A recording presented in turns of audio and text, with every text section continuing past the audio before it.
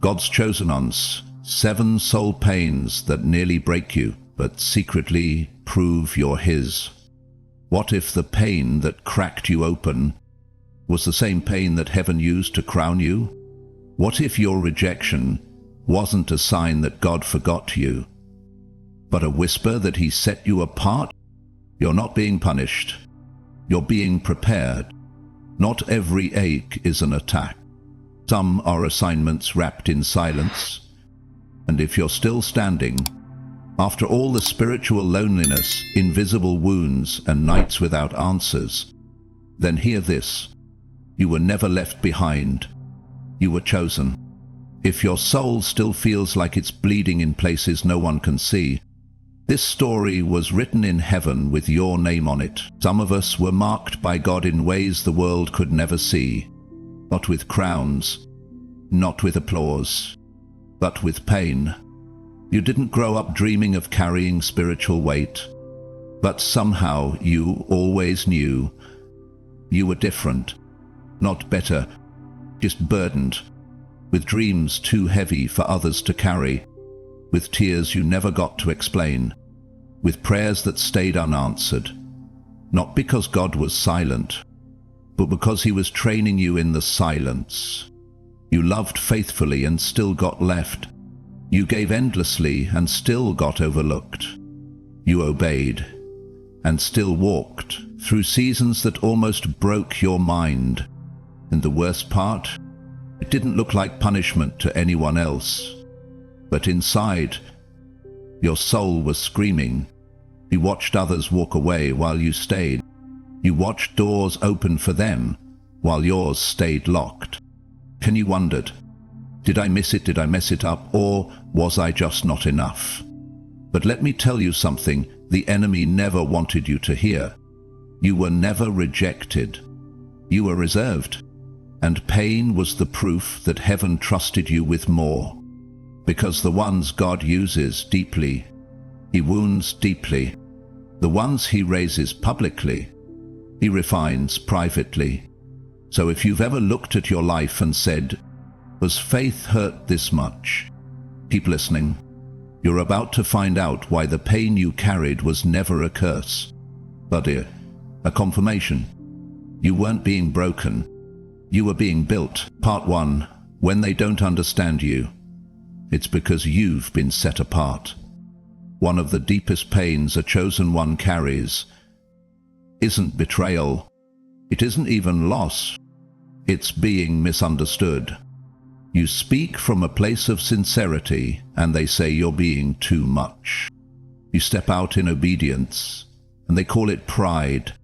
You try to explain your convictions and they roll their eyes like you're speaking a foreign language.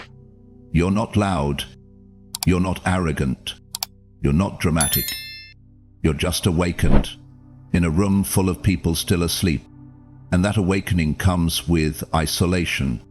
People don't know what to do with someone who sees through masks. Someone who can feel what others hide. Someone who lives by faith, not by their approval. And so they distance themselves, not because they hate you, but because your clarity threatens their comfort. You are not crazy. You are not overthinking. And no, you're not too sensitive. You're called, and when God calls someone, He often allows them to walk through seasons where no one understands but Him. Even Jesus was misunderstood by His neighbors, His family, even His own disciples. If the Son of God was misjudged, why are you surprised when it happens to you? This is what being set apart feels like. You walk into rooms and feel invisible. You try to share your vision and they downplay it. You express your passion and they tell you to tone it down. But deep in your soul, you know you're not wrong. You're just no longer like them. And you're not supposed to be. You've been marked by something sacred. And sacred things are often misunderstood before they are honored. So if no one claps, keep walking. No one understands, keep building. If no one supports you, keep obeying.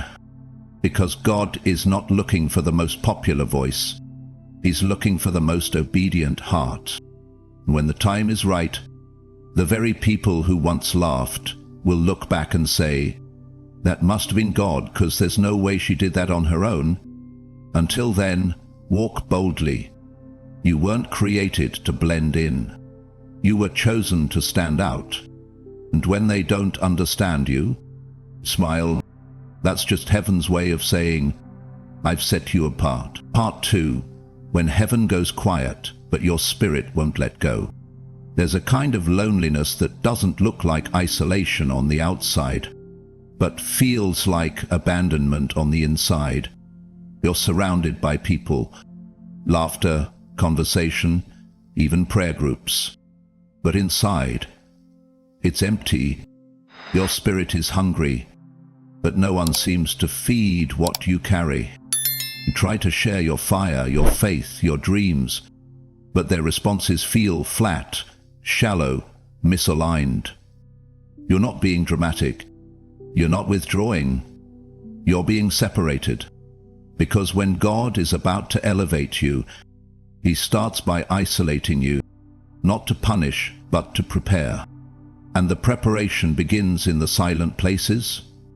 Those moments where you cry out to God and hear nothing, where worship feels dry, where your prayers echo back like unanswered voicemails, where you ask, "God, where are you?" But what if I told you?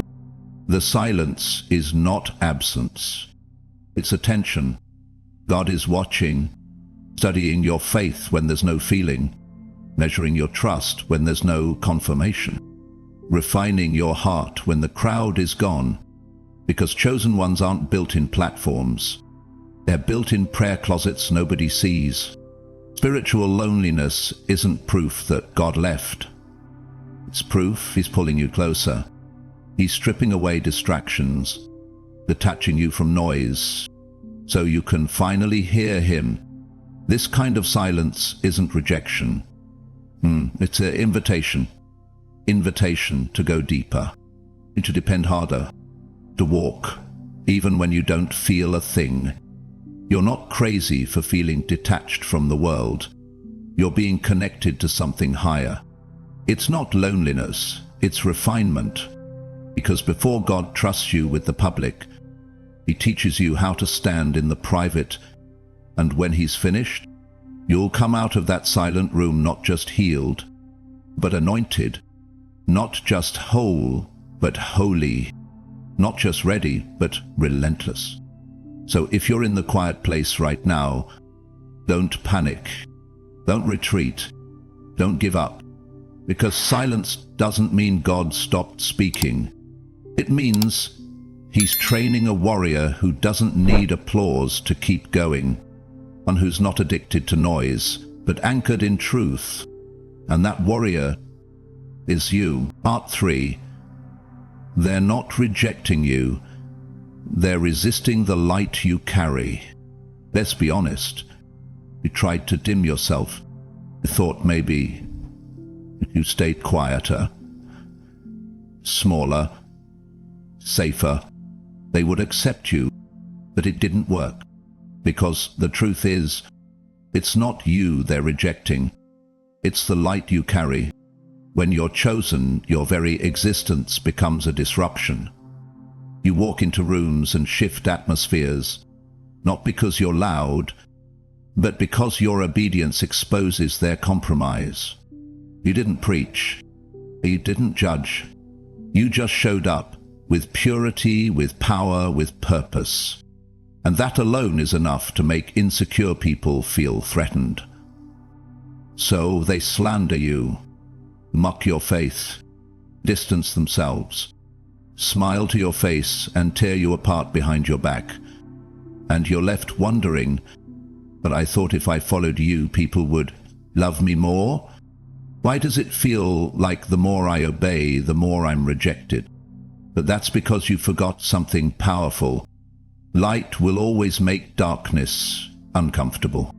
Jesus healed, fed, loved, and was still persecuted. Why? Because light always reveals what others want to keep hidden. And you don't just carry a message, you are the message. Your resilience confronts their excuses. Your forgiveness convicts their bitterness. Your consistency shames their chaos. And that's why they push you away. But hear this. Persecution is not proof that you're wrong. It's confirmation that you're aligned. You are shaking realms, disturbing demons, threatening cycles, and all of hell is hoping you'll get tired enough to back down. Don't, because every attack is also an announcement. The chosen one just entered the room. Let them talk. Let them leave. Let them misunderstand. Because one day, the same people who dismissed you will watch God elevate you in front of their eyes, not out of revenge, but as a testimony that obedience. So stand firm. Keep shining. Let your life preach louder than your words ever could. You don't need their applause. You were endorsed by heaven before they ever knew your name. And no rejection can cancel what God already decided. You are chosen. You are light. And darkness doesn't get to dim what God has destined to shine. Part 4. When everything fell apart, that's when God started building you. There comes a moment on every chosen one's journey when the thing you prayed for is taken, the relationship you held dear is lost, the door you waited years to open slams shut, and all you can do is whisper, God, why did you let this happen? You don't cry because you're weak. You cry because you believed. You trusted. You gave your all, and somehow it still wasn't enough to keep it. That kind of heartbreak doesn't just touch your emotions. It shakes your identity. You start to wonder, did I fail? Or worse, did God change his mind about me? But what if I told you, God didn't change his mind. He just changed your direction. Because what felt like death was actually deliverance. See, when you're chosen, you don't get to keep everything. You don't get to stay everywhere. You don't get to hold on to what no longer aligns with where God is taking you. Some doors must close, because if they stayed open, they'd kill your purpose. Some people had to leave, because if they stayed, you'd never become who God called you to be. Some dreams had to die, because God had something greater waiting on the other side of your surrender. Loss isn't punishment, it's alignment. He took what you thought you needed to make room for what he always planned. But I know it hurts. You scroll through memories and miss what used to be. You sit in the quiet and feel the ache of what could have been. You wrestle with doubt in the midnight hour, wondering if you'll ever feel whole again. But here's the secret no one told you. The greatest chapters begin where your plans fall apart. The desert you're walking through now? That's the classroom where warriors are made. The brokenness you feel? That's the exact soil where unshakable faith is born. Because sometimes God lets the dream die, though he can resurrect it stronger, purer, and better than you imagined. And the only reason it hurts this much is because the weight of glory coming next is that heavy. So breathe. Breathe if you must. But don't let the loss convince you it's over. This pain is not the end of your story. It's the preface of your promotion. Because when everything falls apart, that's exactly when God starts building what cannot be shaken. Part 5. You always felt different because you've always been set apart. There's something about you you've never been able to explain. Even as a child, you felt like you didn't quite belong. Not in your family, not at school, not even in church sometimes. You laughed when others cried. You asked questions no one wanted to answer. You saw beauty in things others overlooked. And deep down, a quiet knowing always followed you. I'm not like the rest, You tried to fit in. You tried to follow the rules. You tried to be normal. But no matter how hard you worked to blend in, God wouldn't let you. Because when you're chosen, you're not built for crowds. You're built for calling. And calling always comes with crushing. Not to destroy you, but to define you. You weren't given the easy path. You were handed the testing ground. You watched others succeed while you waited. You passed exams in silence while others cheated their way through. You got skipped over, passed by, misunderstood, over and over again. Why? Because your life was never about comfort. It was about consecration. The enemy didn't attack you because you were weak. He attacked you because you were dangerous to his kingdom. And the proof? You're still standing, even after all you've lost. Even after all the nights you prayed with no answer. Even after all the times you thought, maybe I'm not called after all. You stayed. You obeyed. You endured. And that is what makes you chosen. Not perfection, but perseverance. Not applause, but alignment. You didn't get to skip the fire because you were called to carry it. You didn't avoid the furnace because you were born to walk through it without burning. God didn't test you because he doubted you. He tested you because he trusted you. And now comes the proof, the reward, the revelation of everything he's been shaping inside of you through the nights, through the wilderness, through the pressure. So if you still feel different, don't fight it. That difference is your divine fingerprint. Heaven didn't make you to fit in. Heaven made you to stand out, to stand firm, to stand holy, and to stand chosen. You were never being punished, you were being positioned. If you've walked through these 7 soul pains, it wasn't random, it wasn't punishment, and it wasn't because you were weak. It was because you were chosen. God trusted you with tears no one saw. He trained you through silence no one understood. He shaped you in secret so that no public stage could ever steal your identity. Every misunderstanding carved humility into your spirit. Every rejection drove you deeper into his presence. Every loss made space for something sacred. And every moment you didn't feel enough was heaven whispering, I'm not done with you yet. You see, this isn't the end of your story. This is your becoming. You were never disqualified. You were never overlooked. You were never abandoned. You were refined. You were prepared. You were set apart. And now, the same pain that once made you question your purpose will become the proof that God had his hand on you all along. So breathe deep, beloved. Heaven has not forgotten your name, and the next chapter will not be built by striving, but by the strength you gained in the storm. If this story mirrored your journey, if you've carried silent battles and still chose to stand, declare it now in the comments. I am chosen, and I stand firm. Your words might be the healing someone else is praying for. And if your heart whispered yes through this message, share it. Let someone else know. They're not alone, they're anointed. If you feel led to support the journey, to help this message reach the broken, the tired, and the misunderstood, follow the leading of the Holy Spirit. Details in the description. A small act of faith can carry someone home.